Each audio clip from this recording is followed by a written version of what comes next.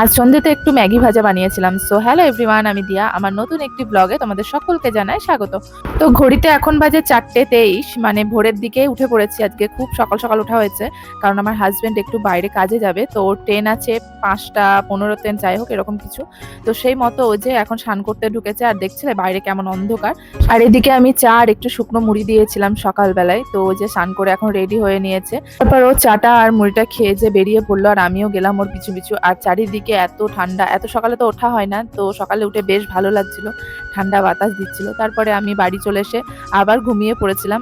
তারপর ঘরের পেছন থেকে দুমদারাক্কা আওয়াজে আবার ঘুমটা ভেঙে যায়। তখন ঘুম থেকে উঠে দেখি যে কাকারা ওই যে সজনে গাছটা কাটছে। এই গাছে তো অনেক শুয়োপোকা লেগেছিল, তোমাদেরকে তো দেখিয়েছি আমাদের আগের ভিডিওগুলোই। তো যাই হোক, ওই তার জন্য যে গাছটা কাটা হচ্ছে। তো আমি যে ঘুম থেকে উঠে এখন ব্রাশ করে নিচ্ছি, আর ছেলে উঠে পড়েছিল, ওকেও ব্রাশ করিয়ে নিয়েছি। তারপরে ব্রাশ ট্রাশ করে ও এখন নতুন জামা পরবে। মানে ও ঘুম থেকে উঠে এখনো কিছু খায়নি, তবে বলছে আমি এখন নতুন জামা পরে ঘুরতে যাব। তাই যে একটা নতুন জামা ওকে বের করে এখন মা পরিয়ে দিয়েছে। আর কত স্টাইল করে দেখো তাকাচ্ছে, মানে কত রকম ঢং।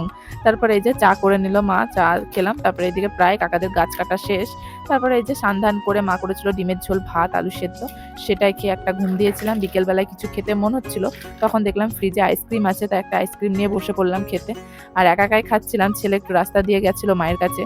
তারপরে এই যে সন্ধেবেলায় ভাই নিয়ে এসেছিল ম্যাগি, সেগুলো এখন ম্যাগি ভাজা করব। মানে অনেক দিন ধরে জানো তো ম্যাগি ভাজা খেতে ইচ্ছা হচ্ছিল, তাই আজকে ভাবলাম চলো একটু ম্যাগি ভাজা করে খাওয়া যাক। তাই ভাইকে বললাম যে ম্যাগি নিয়ে আসতে, আর সেই মতো এই যে ভাই 10 প্যাকেট ম্যাগি এনে দিয়েছিল। সেখান থেকে 5 প্যাকেট এখন দিয়ে দিচ্ছি ওই যে সেদ্ধ করতে। আর এদিকে সেদ্ধ করতে দিয়ে আমি ম্যাগিতে এই যে সবজিগুলো দেবো, সেগুলো এখন কাটতে বসে গেছি।